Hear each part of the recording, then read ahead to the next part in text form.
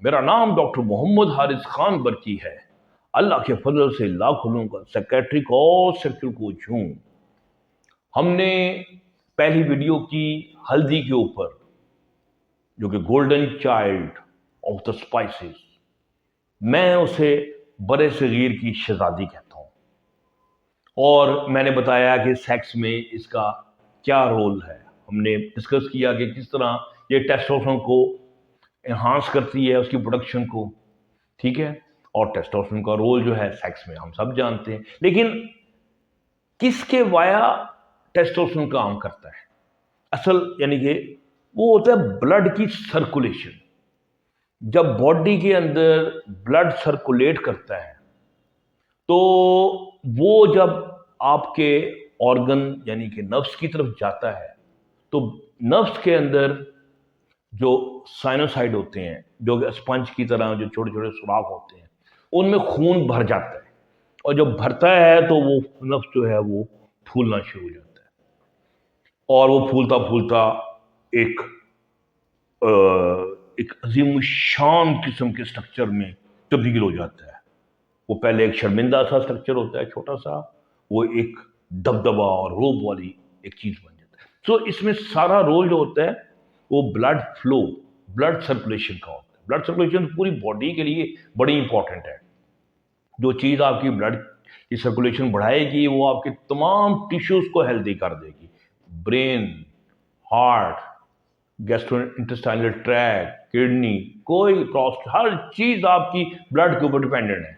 और जहाँ ब्लड बढ़ जाएगा उसका फ्लो, तो आपकी सेहत जो है उसको चार चांद लग जाएंगे। और जो सेक्सुअल है उसको 12 चांद लग जाते हैं, क्योंकि जो मोमेंट्री इंक्रीज होता है ब्लड फ्लो में, वो during the act of the sex वो मैनी टाइम इंक्रीज होता है। यानी कि आपके दूसरे जो बॉडी ऑर्गन्स हैं उनमें ब्लड का फ्लो इतना ज़्यादा इंक्रीज नहीं होता। ठीक है, होता तो है। हर जब वो वर्किंग में आते हैं, मसल्स काम में आएंगे तो मसल्स की ब्लड सर्कुलेशन बढ़ेगी, लेकिन जब नफ्स काम में आता है तो फिर तो बस लुट्टी मच जाती है, अन्नी मच जाती है। फिर तो ब्लड जो है वो सारे का सारा ही उसकी तरफ भागना शुरू हो जाता है।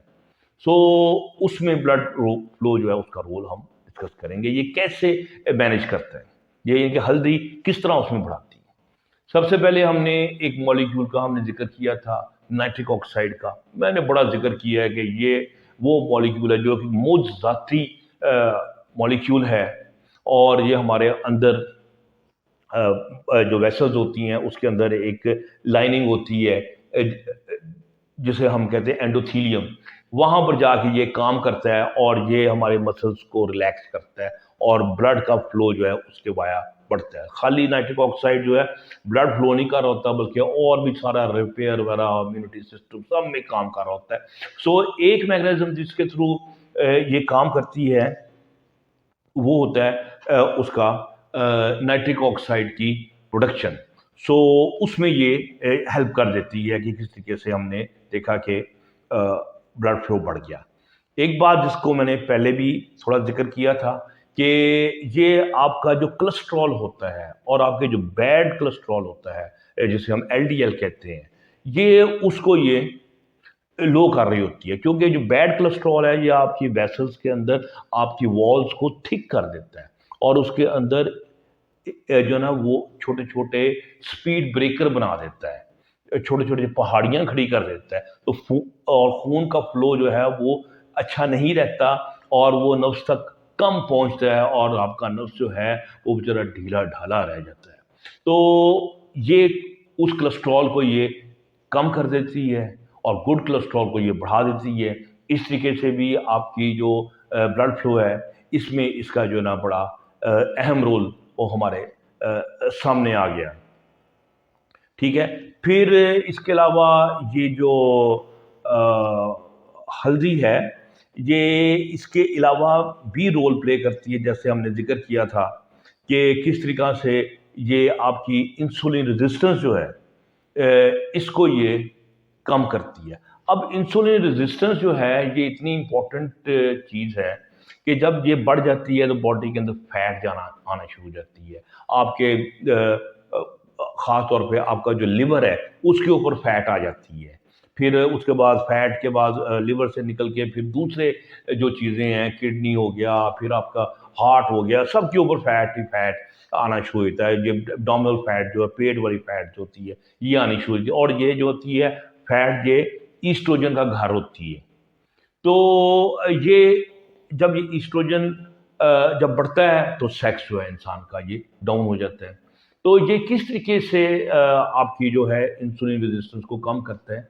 सबसे पहले ये जो मोटापे के जो कुछ मार्कर्स होते हैं साइटोकाइन्स, उसको ये कम करती हैं। सो मोटापा जो है कम होता है।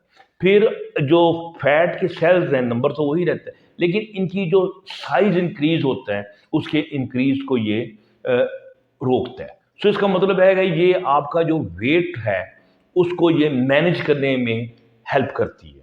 और ये फिर जो चीज़ इंसुलिन रेजिस्टेंस को कम करती है, सेंसिटिविटी को बढ़ाती है, तो यकीनी तौर पे उसका रोल जो है डायबिटीज़ में वो कितना इंपॉर्टेंट होगा।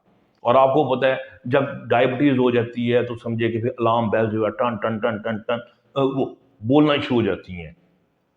तो फिर इसके अलावा भी जो स्मार्ट आदमी होता है, जिसका पेट शेड नहीं निकला होता और वो उसको अपने अंदर कॉन्फिडेंस ही और होता है, लड़का हो या लड़की हो, जब स्मार्ट होती है तो वो अपने बॉडी पे से जिस्म से हटा देती है पर्दे, उसे पता है अंदर एक हुस्न का शिकार निकलेगा। बंदा भी ये उतार देता है बड़े फख्र के साथ, उसे पता है भी ये एक मुजस्मा निकलेगा। ठीक है। तो अगर इंसान का वो पेट शेड बड़ा होता है और ब्रेस्ट लटके होते हैं और बुरा हाल होता है इसकी वजह से, फैट की वजह से, तो वो लोग जो है अंधेरा करके चोरी छपे एक शर्ट उतारेंगे या नहीं उतारेंगे, लेकिन उनका सेल्फ स्टीम कम हो जाती है, उनका कॉन्फिडेंस सेक्स में कम हो जाता है। सो जो स्मार्टनेस है ये सेक्स की जो आपकी परफॉर्मेंस है इसके ऊपर बहुत डायरेक्ट इफेक्ट है। और कॉन्फिडेंस तो सारी चीज़ है। जब कॉन्फिडेंस होता है कि I can have a sex, I deserve to have a good sex, ठीक है, बिकॉज आई एम ब्यूटीफुल, तो फिर क्या है, फिर टेस्टोस्टेरोन भी जोश मारता है, दिमाग भी जोश मारता है, सब जोश मारते हैं और बंदे का इरेक्शन जो इंसान को मिल जाता है। तो ये इस तरीके से आपको ये हेल्प कर देता है। और फिर ये आपका एक खास एडिनोनेप्टिन होता है, एक ये भी एक सॉर्ट ऑफ हार्मोन होता है, उस पर ये इफेक्ट करती है और उसकी सेंसिटिविटी को कम कर देती है। अब तीसरी चीज आ जाती है सेक्स में जो बहुत इंपॉर्टेंट है, वो है आपका ब्रेन। अब ब्रेन से सारा जनरेटर तो वही है ना, सारा ब्रेन में ही उदासी और रोना और पीटना पड़ा हो, डिप्रेशन पड़ा हो, खौफ पड़ा हो कि मेरा क्या बनेगा, वैसे ही जिंदगी बेकार लग रही हो, मौत के ख्याल आ रहे हो, बंदा जो है दिल में उसका उचाट हुआ हो दुनिया में, तो वो सेक्स तो नहीं होगा। इस बीमारी को हम कहते हैं डिप्रेशन। तो जो आपकी जो हल्दी है ये एक बहुत आला एंटी डिप्रेसेंट है, बिलीव मी और नॉट। यानी कि जो मुकाबला करती है बड़े बड़े अच्छे एंटी डिप्रेसेंट्स के साथ।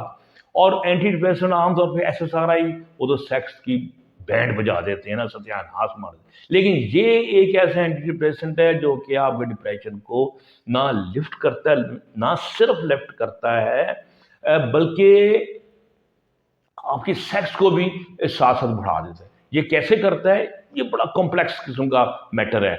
ये बहरहाल थोड़ा सा मैं बता देता हूँ। एक हमारे दिमाग के अंदर होता है फैक्टर जिसे कहते हैं BDNF।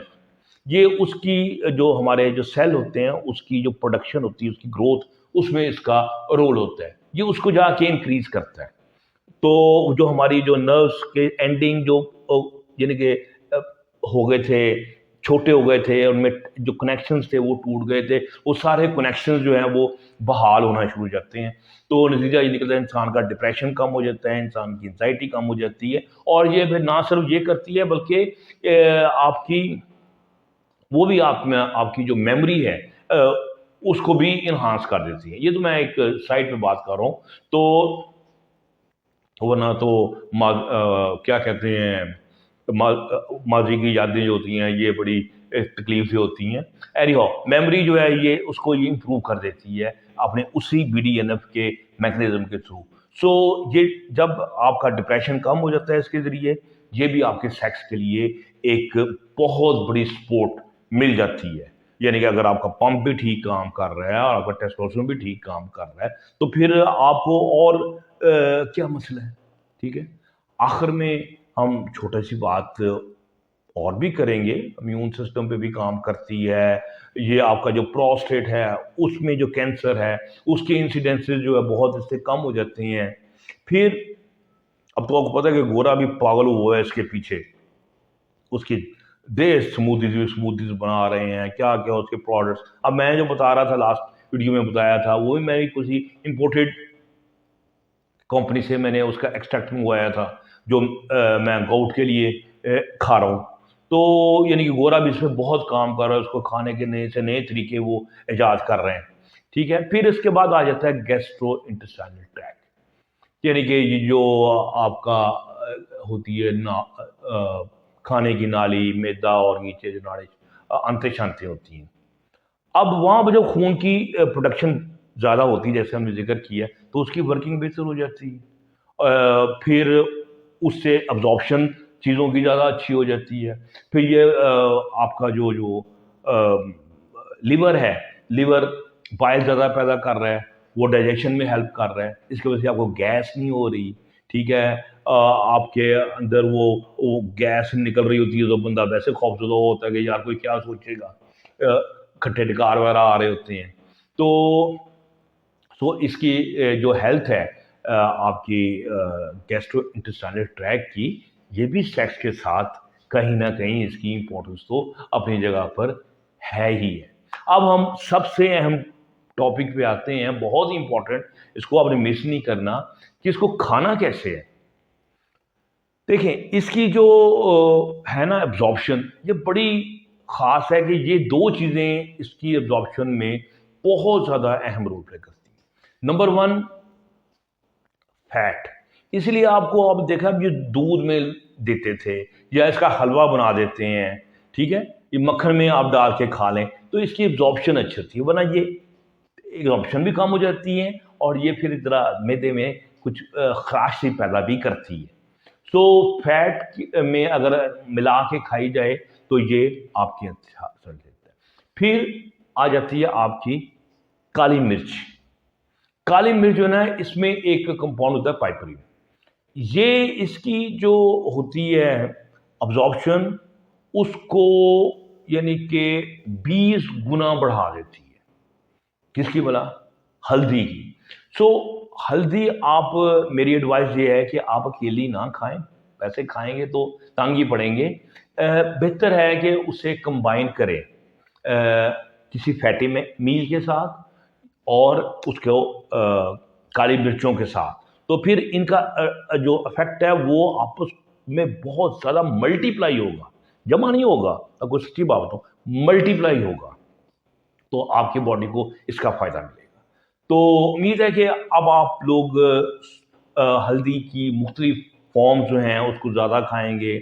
इसकी स्मूदीज़ हैं, इसकी आपको बहुत सारी रेसिपीज़, हज़ारों रेसिपीज़ मिल जाएंगी कि इसको कैसे आप खा सकते हैं, कि वो टेस्ट थोड़ा सा डिफरेंट होता है, ठीक है। तो इसकी जो किस्में हैं, जैसे जब ये मार्च अप्रैल में आती है तो ये अदरक की तरह बिक रही होती है बहुत ज़्यादा मार्केट में। हल्दी, ग्रीन हल्दी से कहते हैं, कच्ची हल्दी कहते हैं, बिल्कुल ताज़ी होती है अदरक की शक्ल की। उस वक्त आप ख़रीद लें, ठीक है ना, आप उसको खा सकते हैं, काट के उसका अचार भी बना सकते हैं आप, उसको सिरके में डाल लें, ठीक है, तो फ्रीज़ भी कर सकते हैं। आप उसको डेफिनेटली पाउडर की जगह पे भी यूज़ कर सकते हैं। तो इसे हम ग्रीन हल्दी कहते हैं। अब जब ये खुश्क हो जाती है उसे सूंठ कहते हैं। सूंठ को अगर आप पिसवा लें तो उसकी हल्दी घर में खाएंगे तो ज़्यादा अच्छी होगी। क्यों? क्योंकि वो खालिस होगी, उसमें पीला रंग नहीं मिला होगा। तो ये चीज़ें आपने देखनी है क्योंकि इससे आपका ही फ़ायदा है। तो उम्मीद है कि आज की वीडियो आपको मेरी पसंद आई होगी। हमने ये चैनल बनाया लोगों में मोहब्बत और सेहत बांटने के लिए। बस आप लोगों से दुआओं की दरख्वास्त रहती है। तो डॉक्टर बख्शी को इजाज़त दें। खुश रहें और खुशियां बांटें। अल्लाह हाफ़िज़।